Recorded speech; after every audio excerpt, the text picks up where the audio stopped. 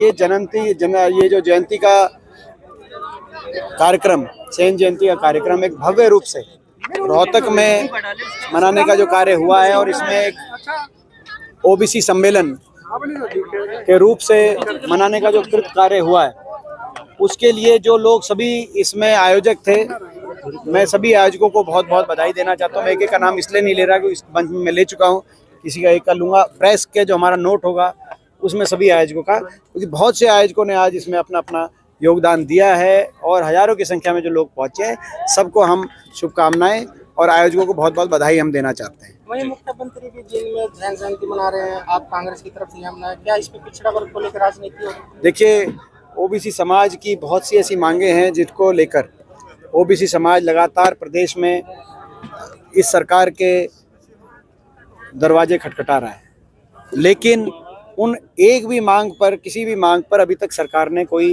निर्णय नहीं लिया है। ना तो क्रीमी लेयर की जो मांग है कि क्रीमी लेयर की जो लिमिट है वो बढ़ाई जाए, और साथ में जो कृषि और जो सर्विस, गवर्नमेंट सर्विस है, उसको उसमें शामिल ना किया जाए। इसी तरीके से जो क्लास 1 और क्लास 2 में है वो 15% से बढ़ाकर, उसमें जो है उसको बढ़ाकर जो इनका अधिकार है, जो संवैधानिक अधिकार है, उस सीमा तक पहुंचाया जाए, उसकी तरफ कदम बढ़ाए जाएं। उस पे भी कोई आज तक इस बीजेपी सरकार ने कोई कार्य किया नहीं। और भी जो बहुत से ऐसे फैसले हैं, जातिगत जनगणना की बात है, ये एक बहुत बड़ी मांग है ओबीसी समाज की, जातिगत जनगणना, उस पर भी भाजपा का रुख क्लियर नहीं है।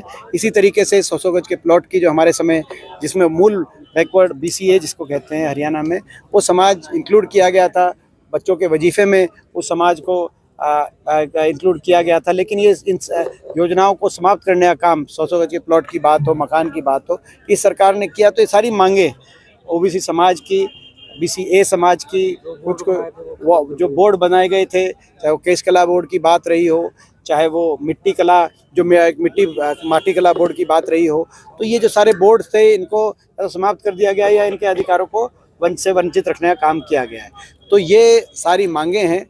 अभी सरकार के पास 6 महीने कार्य क्षमता बची है, वो कोड ऑफ कंडक्ट चुनाव से पहले, तो सरकार इन मांगों को पूरा करे, और नहीं तो कांग्रेस पार्टी इन सभी मांगों को हम अपने घोषणा पत्र में भी इंक्लूड करेंगे, और इन सभी मांगों के प्रति कांग्रेस पार्टी वचनबद्ध है, इनको हम पूरा करने का हम काम करेंगे। एमपी साहब असल की तरह देख रहे हैं आप, ये लगभग दोनों सवाल एक हैं। देखिए, हर प्रदेश, हर चुनाव की अलग परिस्थिति होती है। अभी पीछे जब पंजाब में आम आदमी जीती, तो इसका मतलब ये नहीं था कि हिमाचल में आम पार्टी, हाँ हिमाचल में कांग्रेस जीती। जब हिमाचल और कर्नाटक में, दोनों प्रदेशों में कांग्रेस जीती, तो उसका अर्थ नहीं था कि अभी जो है अभी जो 4 राज्यों के चुनाव हुए, इनके अंदर जो है निश्चित तौर से 3 प्रदेशों में जितनी उम्मीद थी, जितनी आशा थी, उसके अनुसार कांग्रेस पार्टी का प्रदर्शन नहीं रहा। हालांकि वोट शेयर तीनों का मिलाकर कांग्रेस का और भाजपा का बराबर आया है, वोट प्रतिशत बराबर आया है, लेकिन इन 3 प्रदेशों में आशा के अनुरूप कांग्रेस पार्टी का प्रदर्शन नहीं रहा है। लेकिन तेलंगाना में जो एक कांग्रेस पार्टी की जीत हुई है, वो भी ऐतिहासिक है, क्योंकि वहाँ पे 30वें नंबर पे कांग्रेस पार्टी आ गई थी। तो तेलंगाना की जीत पे हम कांग्रेस पार्टी के वहाँ के सभी कार्यकर्ताओं को बधाई देते हैं। बाकी जगह भी तीनों प्रदेशों में अलग अलग परिस्थितियाँ रही, कांग्रेस के कार्यकर्ताओं ने मेहनत करी, उनको हम जो है अपनी तरफ से यही बधाई देते हैं कि आपने ईमानदारी से मेहनत करी। हरियाणा की जहाँ तक बात है, निश्चित तौर से मैं कह सकता हूँ, हरियाणा में जो तेलंगाना में आपने देखा है, तेलंगाना जो आपने देखा है, वो तो एक झांकी है। पूरी पिक्चर हरियाणा में दिखाना बाकी है, क्योंकि हरियाणा के अंदर इस सरकार, जो बीजेपी जेजेपी की सरकार है, जैसे तेलंगाना की सरकार वहाँ पे लोकप्रिय हो गई थी, या हिमाचल की भाजपा की सरकार, हरियाणा में तो और भी ज़्यादा। और जिस रूप से हम लोग हरियाणा में मेहनत करें, हुड्डा साहब के नेतृत्व में और चौधरी उदय भान जी की अध्यक्षता में, हरियाणा में निश्चित तौर से बदलाव होगा।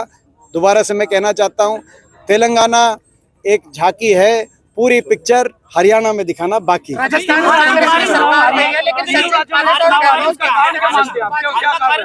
देखिए, मैंने कहा हर राज्य की अलग परिस्थिति। आपको याद होगा कि 2018 में इन तीनों राज्यों में कांग्रेस पार्टी जीती थी।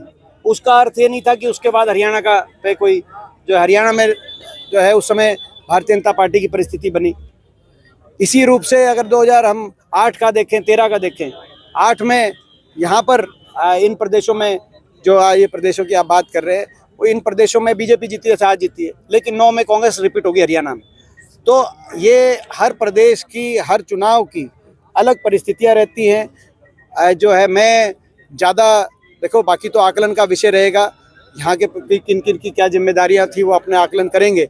मैं राजस्थान में, हरियाणा के सटे हुए इलाके के अंदर मेरे को चुनाव प्रचार करने का मौका मिला, जो हरियाणा के शेखावटी बेल्ट कहते हैं, राजस्थान की किसान बेल्ट उसको कहा जाता है।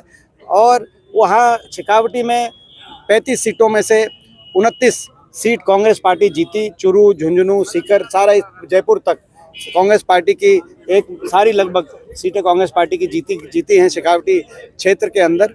तो ये एक मैं समझता हूँ कि इस जहाँ जिस क्षेत्र में मेरे को चुनाव प्रचार के लिए जाने का अवसर मिला, हरियाणा के साथ लगता इलाका, वहाँ कांग्रेस का अच्छा प्रदर्शन रहा। बाकी जगह का क्या आकलन है तो मैं उस बारे में नहीं बता सकता आपको। मैं तो वहीं बता सकता हूँ जहाँ